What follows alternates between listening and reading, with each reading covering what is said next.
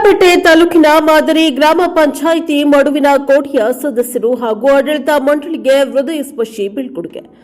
ಪರಸ್ಪರ ಶುಭಾಶಯ ವಿನಿಮಯ ಮಾಡಿಕೊಂಡ ಸದಸ್ಯರು ದೇವರ ದಯೆ ಹಾಗೂ ಜನತೆಯ ಆಶೀರ್ವಾದವಿದ್ದರೆ ಮತ್ತೊಂದು ಅವಧಿಗೆ ಗೆದ್ದು ಬರೋಣ ಎಂಬ ವಿಶ್ವಾಸವನ್ನ ವ್ಯಕ್ತಪಡಿಸಿದ ಮಾಜಿ ಅಧ್ಯಕ್ಷ ಮಂಜುನಾಥ್.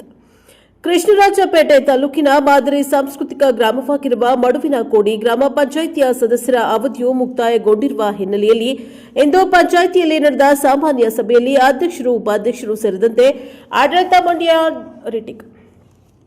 ಆಡಳಿತ ಮಂಡಳಿಯ ಸದಸ್ಯರನ್ನ ಹೃದಯ ಸ್ಪರ್ಶಿಯಾಗಿ ಸನ್ಮಾನಿಸಿ ಗೌರವಿಸಿ ಬೀಳ್ಕೊಳ್ಳಲಾಯಿತು. ಗ್ರಾಮ ಪಂಚಾಯಿತಿ ಅಧ್ಯಕ್ಷೆ ಪ್ರೀತಿಯವರ ಅಧ್ಯಕ್ಷತೆಯಲ್ಲಿ ನಡೆದ ಅಂತಿಮ ಸಾಮಾನ್ಯ ಸಭೆಯಲ್ಲಿ ಉಪಾಧ್ಯಕ್ಷ ನಾಗರಾಜು, ಗ್ರಾಮ ಪಂಚಾಯಿತಿ ಅಭಿವೃದ್ಧಿ ಅಧಿಕಾರಿ ಮಹೇಶ್ ಸೇರಿದಂತೆ ಆಡಳಿತ ಮಂಡಳಿಯ ಎಲ್ಲಾ ಸದಸ್ಯರು ಹಾಗೂ ಸಿಬ್ಬಂದಿಗಳು ಉಪಸ್ಥಿತರಿದ್ದರು. ನಮ್ಮ ಆಡಳಿತ ಅವಧಿಯ 5 ವರ್ಷಗಳ ಅವಧಿಯಲ್ಲಿ ಮಡುವಿನ ಕೋಡಿ ಗ್ರಾಮ ಪಂಚಾಯಿತಿ ವ್ಯಾಪ್ತಿಯ ಗ್ರಾಮಗಳು ಸೇರಿದಂತೆ ಕೃಷ್ಣರಾಜಪೇಟೆ ತಾಲೂಕಿನ ಮಾದರಿ ಗ್ರಾಮ ಎಂಬ ಹೆಗ್ಗಳಿಕೆಗೆ ಭಾಜನವಾಗಿರುವ ಮಡುವಿನ ಕೋಡಿ ಗ್ರಾಮ ಪಂಚಾಯಿತಿಯಲ್ಲಿ ರಾಜ್ಯದ ಮಾಜಿ ಸಚಿವರಾದ ಡಾ ನಾರಾಯಣಗೌಡ ಅವರ ಅಧಿಕಾರದ ಅವಧಿಯಲ್ಲಿ ಮಾತ್ರ ಅಭಿವೃದ್ಧಿ ಕೆಲಸ ಕಾರ್ಯಗಳು ನಡೆದಿದೆ.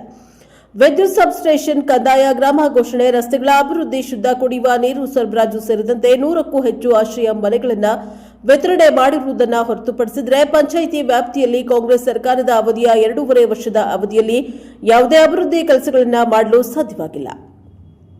ರಾಜ್ಯದ ಮುಖ್ಯಮಂತ್ರಿ ಸಿದ್ದರಾಮಯ್ಯ ಸರ್ಕಾರವು ಕಳೆದ 2.5 ವರ್ಷಗಳ ಅವಧಿಯಲ್ಲಿ ಯಾವುದೇ ವಿಶೇಷ ಅನುದಾನ ಸೇರಿದಂತೆ ಗ್ರಾಮ ಪಂಚಾಯಿತಿಗೆ ಒಂದೇ ಒಂದು ಆಶ್ರಯ ಮನೆಯನ್ನ ಕೂಡ ನೀಡಿಲ್ಲ. ವಸತಿ ಸಚಿವ ಜಮೀರ್ ಅಹಮದ್ ಖಾನ್ ಅವರು ಸುಳ್ಳು ಹೇಳಿಕೊಂಡು ಜನತೆಯ ದಿಕ್ಕನ್ನ ತಪ್ಪಿಸ್ತಾ ಇದ್ದಾರೆ. ವಾಸ್ತವ ಪರಿಸ್ಥಿತಿ ಹೀಗಿರುವಾಗ ಗ್ರಾಮ ಪಂಚಾಯಿತಿ ಸದಸ್ಯರಾದ ನಾವು ಜನತೆಯ ನಿರೀಕ್ಷೆಯಂತೆ ಕೆಲಸ ಮಾಡಲು ಹೇಗೆ ಸಾಧ್ಯ? ಈ ಬಗ್ಗೆ ನಾವು ಆತ್ಮಾವಲೋಕನ ಮಾಡಿಕೊಳ್ಳಬೇಕಾಗಿದೆ. ಜನತೆ ನಿರೀಕ್ಷಿಸಿದ ಮಟ್ಟದಲ್ಲಿ ಕೆಲಸ ಮಾಡಲು ಸಾಧ್ಯವಾಗದೇ ಇರುವುದರಿಂದ ಪಂಚಾಯಿತಿಯ ಮಾಜಿ ಅಧ್ಯಕ್ಷನಾಗಿ ನಾನು ವಿಷಾದವನ್ನು ವ್ಯಕ್ತಪಡಿಸುತ್ತೇನೆ ಎಂದು ತಿಳಿಸಿದ ಮಡುವಿನ ಕೋಡಿ ಮಂಜುನಾಥ್. ಮಾಜಿ ಸಚಿವ ನಾರಾಯಣಗೌಡರ ಅವಧಿಯು ತಾಲೂಕಿನ ಅಭಿವೃದ್ಧಿಯ ಸುವರ್ಣ ಯುಗವಾಗಿದ್ದು ನಾವುಗಳು ಈಗಲೂ ಗೌಡರ ಸಾಧನೆಯನ್ನ ನೆನೆಯುತ್ತೇವೆ ಎಂದು ಸಭೆಯಲ್ಲಿ ಹೇಳಿದ್ದಾರೆ. ಗ್ರಾಮ ಪಂಚಾಯಿತಿ ಸದಸ್ಯರಾದ ರತಿ ಮಾತನಾಡಿ, ಜನತೆಯ ನಿರೀಕ್ಷೆಗಳಿಗೆ ಅನುಗುಣವಾಗಿ ಕೆಲಸ ಮಾಡಿದ ಆತ್ಮತೃಪ್ತಿ ಇದೆ. ಆದರೂ ನಾವು ಮಾಡಬೇಕಾಗಿರುವ ಕೆಲಸಗಳು ಇನ್ನೂ ಸಾಕಷ್ಟು ಬಾಕಿ ಉಳಿದಿವೆ.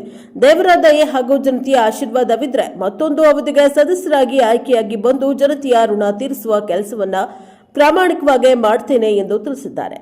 ಗ್ರಾಮ ಪಂಚಾಯಿತಿಯ ಹಿರಿಯ ಸದಸ್ಯ ರವಿ, ಗ್ರಾಮ ಪಂಚಾಯಿತಿ ಅಭಿವೃದ್ಧಿ ಅಧಿಕಾರಿ ಶ್ರೀನಿವಾಸ್, ನಿರ್ಗಮಿತ ಕಾರ್ಯದರ್ಶಿ ನಾಗರತ್ನ ಸಭೆಯಲ್ಲಿ ಮಾತನಾಡಿದರು. ಬ್ಯೂರೋ ರಿಪೋರ್ಟ್ ಡಾ ಕೆಆರ್ ನೀಲಕಂಠ, ಪ್ರಜಾಪವರ್ ಟಿವಿ, ಕೃಷ್ಣರಾಜಪೇಟೆ. ನಾವು ಇಲ್ಲಿ ಮಧ್ಯ ಪಿಡಿಒ ಮೇಡಮ್ ಇದ್ರು, ಅವರು ಹೆರಿಗೆ ರಜೆಗೆ ಹೋಗಿದ್ದು ನಮ್ಮ ಡೆಪ್ಯುಟೇಷನ್ ಹಾಕೋದಿಲ್ಲಿ. ಹಂಗಾಗಿ ನಾವು ಈಗ ಬಂದಿಲ್ಲಿ ಒಂದು 10 ತಿಂಗಳಾಯಿತು. ನಮ್ಮ ಸೆಕ್ರೆಟರಿ ಮೇಡಮ್ ಹೇಳ್ದಂಗೆ ಎಲ್ಲರೂ ನಮಗೂ ಸ್ಪಂದಿಸ್ಕೊಂಡು ಕೆಲಸ ಮಾಡಿದ್ರು. ನಮಗೆ ಯಾವುದು ಕೆಟ್ಟದ್ದು ಮಾಡಿ ಈ ಥರ ಮಾಡಿ, ಕೆಟ್ಟದ್ದು ಈ ಥರ ಮಾಡಿ ಅಂತ ಯಾರೂ ಆ ಥರ ಇದುವರೆಗೆ ಯಾರೂ ಈ ಥರ ಮಾಡಿಲ್ಲ ನಮಗೆ. ಅದೇ ಥರ ನಾವು ಅವ್ರಿಗೆ ಏನು ಒಳ್ಳೇದು ಮಾಡಿದ್ದೇವೋ ಕೆಟ್ಟದ್ದು ಮಾಡೋದು ಗೊತ್ತಿಲ್ಲ ಅವ್ರಿಗೆ. ಬಟ್ ನಾವಂತೂ ಯಾರಿಗೂ ನಾವು ಕೆಟ್ಟದ್ದು ಮಾಡಿಲ್ಲ ಅಂದ್ಕೊಂಡಿದ್ದೀನಿ. ಅದೇ ರೀತಿ ನಮ್ಮ ಮೇಲೆ ಅವರು ಅಭಿಮಾನ ಇಟ್ಕೊಂಡು ಕೆಲಸ ಮಾಡಿಸ್ಕೊಂಡಿದ್ದಾರೆ. ಇಷ್ಟು ಹೇಳಲಿಕ್ಕೆ ನಾನು 5 ವರ್ಷದಿಂದ ಪಂಚಾಯತಿ 4 ವರ್ಷ ಪಂಚಾಯತಿ ಕೆಲಸ ಮಾಡಿದ್ದೀನಿ ಈ ಮೆಂಬರ್ಗಳ ಜೊತೆಲೆ.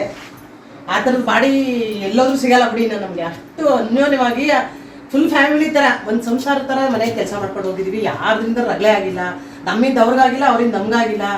ಯಾವುದೇ ಕೆಲಸ ಬಂದು ಕೂತ್ಕೊಂಡು ಎಲ್ಲ ಬಗೆಹರಿಸ್ಕೊಂಡು ಮಾತಾಡಿದ್ವಿ. ಒಂದೇ ಒಂದಿನ ಒಬ್ಬ ಮೆಂಬರು ನಿಮ್ಮ ಕೆಲಸ ಸರಿ ಇಲ್ಲ ಅಂತ ದಾಚಿಗೆ ಹೋಗ್ಲಿಲ್ಲ ಸರ್. ಆ ಥರ ನಡವಳಿಕೆ ನಡ್ಕೊಂಡವ್ರೆ. ಈ ಥರದ ಬಾಡಿನೇ ನಾನು ಯಾವ ಪಂಚಾಯತಿಗೆ ಹೋದ್ರು ಸಿಗ್ಲಿ ಅಂತ ಕೇಳ್ಕೊತೀನಿ. ಎಲ್ರಿಗೂ ಧನ್ಯವಾದ. 21 ಇಸ್ವಿ 2021ರಲ್ಲಿ ನಾವು ಗೆದ್ದು ಫೆಬ್ರವರಿ 8ನೇ ತಾರೀಕು ಅಧಿಕಾರ ತಗೊಂಡು ಪಂಚಾಯತಿ ಅಧಿಕಾರ ತಗೊಂಡ ತಕ್ಷಣ ಆಗ ಅಧ್ಯಕ್ಷ ಆಗಿದ್ದು ನಾನು ಮಂಜುನಾಥ್ ಅಂತ, 3ನೇ ವಾರ್ಡ್ ಮೋಡಿಂಗ್ ಕೊಡಿ. ಸ್ವಲ್ಪ ಆಗ ನಾರಾಯಣಗೌಡರು ಸಚಿವರಾಗಿದ್ದರು, MLA ಆಗಿದ್ದರು. ನಮ್ಮ ಊರು ಕುಂದುಕೊರಗಳದ್ದು ಏನೋ ಒಂದು ಸಬ್ಸ್ಟೇಷನ್ದು ಇತ್ತು, ಅದಾಯಿತು. ಹಾಸ್ಪಿಟ್ಲ್ ಆಯಿತು, ರೋಡ್ ಮಾಡಿಕೊಟ್ರು, 2 ಸಲ ಮನೆಗಳು ಕೊಟ್ಟರು.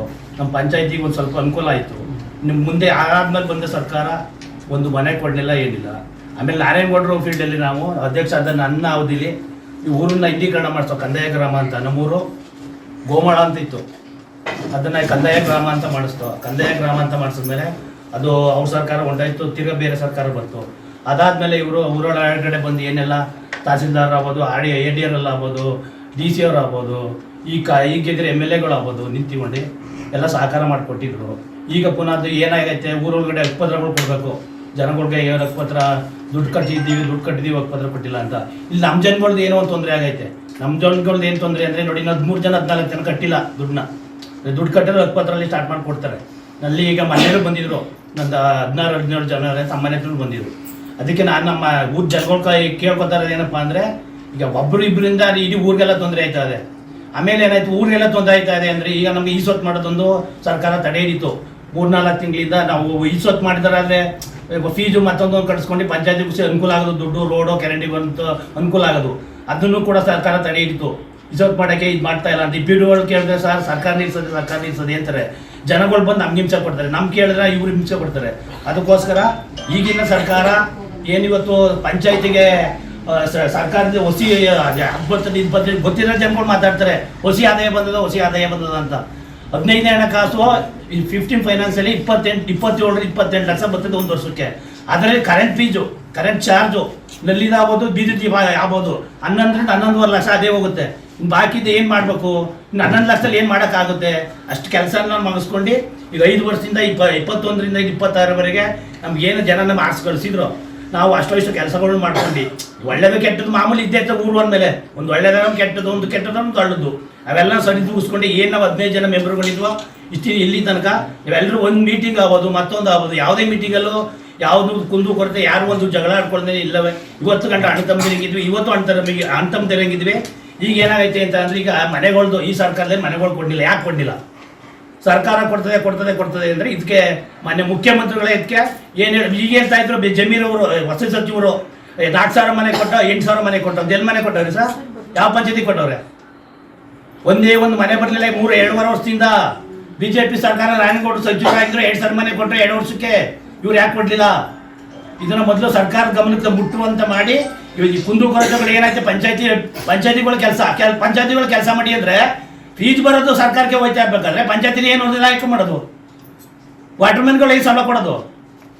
ಹಿಂಗೆ ಕುಂದುಕೊರತೆ ಆಗೈತೆ. ಇಲ್ಲಿ ತನಕ ಎಲ್ಲ ಚೆನ್ನಾಗಿದ್ದಾವೆ. ಇನ್ಮೇಲೆ ಮುಂದೆ ಬರೋ ಅಂಥವ್ರು ಈಗ ಏನಾಯ್ತು, ನಾವೆಲ್ಲ ಒಂದು ಅಣ್ತಂದರಿಗಿದ್ದೀವಿ, ಎಲ್ಲ ಮಾಡ್ಕೊಂಡು ಬಂದಿದ್ವಿ. ಅಷ್ಟು ಏನಾಯ್ತು ನಮ್ಮ ಕೈಲಿ ಅಷ್ಟನ್ನ ಅದು ಈಗ ಮುಂದೆ ಬರೋರು ಈ ಊರಿಗೆ ಇಷ್ಟೊಂದು ಸಹಕಾರ ಮಾಡ್ಕೊಳ್ಳಿ ಅಂತ ನಮ್ಗೆ ಕೇಳ್ಕೊತೀವಿ. ತೃಪ್ತಿ ಆಗೈತೆ ಸರ್. ನಾವು ಗೌರವವಾಗಿ ನಡ್ಕೊಂಡಿದ್ದೀವಿ. ಯಾರಿಗೂ ಒಂದು ಇದು ಮಾಡ್ದಂಗೆ, ಯಾರಿಗೂ ಒಂದು ಅನ್ಯಾಯ ಮಾಡ್ದಂಗೆ ನಡ್ಕೊಂಡಿದ್ದೀವಿ. ನಮ್ಗೆ ತೃಪ್ತಿ ಆಗುತ್ತೆ ಸರ್. ನಾನಂತೂ ಜಾಸ್ತಿ ಮಾತಾಡೇ ಇಲ್ಲ. ಯಾವ ರವಿ ಅಣ್ಣ ಆಗ್ಲಿ ಮಂಜಣ್ಣ ಆಗ್ಲಿ ನನ್ನ ಪರವಾಗಿ ಮಾತಾಡೋರೆ, ಅವ್ರಿಬ್ರಿಗೂ ನಾನು ಧನ್ಯವಾದಗಳನ್ನ ಹೇಳ್ತೀನಿ. ಎಲ್ರಿಗೂ ನಮಸ್ಕಾರ. ಈಗ 5 ವರ್ಷದಿಂದ ನಮ್ಮ ಗ್ರಾಮದ ಜನತೆ ಸೆಕೆಂಡ್ ಬ್ಲಾಕಲ್ಲಿ ನಮ್ಮೇಲೆ ನಂಬಿಕೆ ಇಟ್ಟು ಗೆಲ್ಲಿಸಿ ಇವತ್ತು ಗ್ರಾಮ ಪಂಚಾಯತಿಲಿ ಒಬ್ಬ ಸದಸ್ಯನಾಗಿ ಆಯ್ಕೆ ಆಗಿದ್ದೀವಿ. ನಾವು ಆಯ್ಕೆ ಆದಾಗಿಂದ ನಮ್ಮ ಕೈಲಿ ಎಷ್ಟಾಗುತ್ತೆ ಅಷ್ಟು ನಾವು ನಮ್ಮ ಗ್ರಾಮಕ್ಕೆ ಮಾಡಿದ್ದೀವಿ. ನಮ್ಮ ಕೈಲಾದ ಕೆಲಸಗಳನ್ನ ಅಷ್ಟು ನಮ್ಗೆ ತೃಪ್ತಿ ಇದೆ. ಮುಂದೆ ಬರೋರು ಹಿಂಗೆ ಮಾಡ್ಕೊಂಡು ಹೋಗ್ಲಿ ಅಂತ ಕೇಳ್ಕೊಳ್ತೀವಿ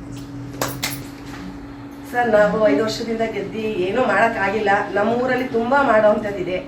ರೋಡ್ ಆಗಲಿ, ಡ್ರೈನೇಜ್ ಆಗಲಿ, ಅಥವಾ ಮನೆ ಮಠ ಎಲ್ಲ ಕಟ್ಕೊಡ್ತೀವಿ ಅಂತ ಬಿಲ್ಲು ಸುಧಾ ಆಗಿಲ್ಲ. ಮುಂದೆ ಬರೋರಿಗೆ ಆ ಥರ ತೊಂದರೆ ಆಗ್ದಂಗೆ ನೆಕ್ಸ್ಟ್ ಮಾಡಿಕೊಡ್ಲಿ ಅಂತ ನಾನು ಕೇಳ್ಕೊಳ್ತೀನಿ. ನಾವು ಈ ಏನು 26ರಿಂದ 26 ಗಂಟ ಸದಸ್ಯರಾಗಿ ಆಯ್ಕೆಯಾಗಿದ್ದು, ನಮ್ಮ ಪಂಚಾಯತಿ ವ್ಯಾಪ್ತಿಯಲ್ಲಿ ನಾವು ಸಾಧ್ಯವಾದಷ್ಟು ನಮಗೆ ತಿಳಿದ ಮಟ್ಟಿಗೆ ನಮಗೇನು ಒಳ್ಳೇದು ಅನ್ನಿಸ್ತು ಅದನ್ನೆಲ್ಲ ಮಾಡಿದ್ದೀವಿ. ಕೆಟ್ಟದಂತೂ ಯಾರಿಗೂ ಮಾಡಿಲ್ಲ.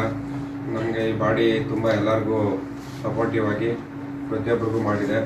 ಆದರೆ ನಮ್ದು ಒಂದು ಬೇಜಾರು ಏನಪ್ಪ ಅಂದರೆ, ನಾವು ಅವಧಿ ಆಯ್ಕೆ ಆದಮೇಲೆ ನಮಗೆ ಸರ್ಕಾರದಿಂದ 2 ಸರಿ ಮನೆ ಬಂದಿದ್ದು.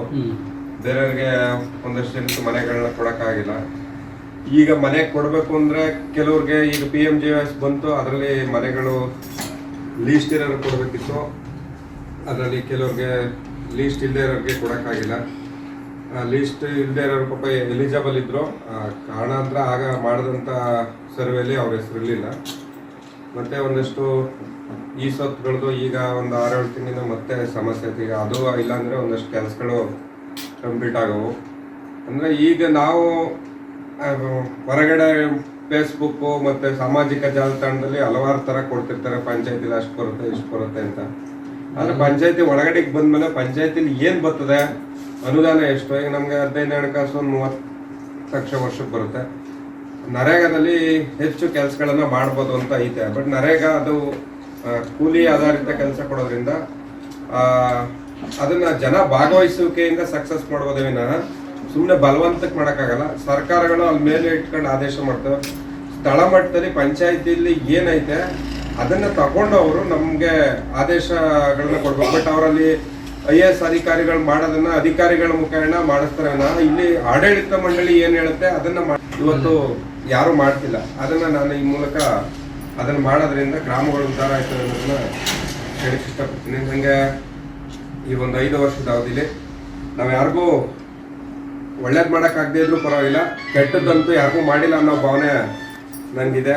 ಮತ್ತು ನಮ್ಮ ಮೆಂಬರ್ ಎಲ್ಲರೂ ಅದೇ ಥರ ಇದ್ದಾರೆ ಅನ್ನೋದನ್ನ ಹೇಳ್ತಾ ನಾನು 2 ಮಾತು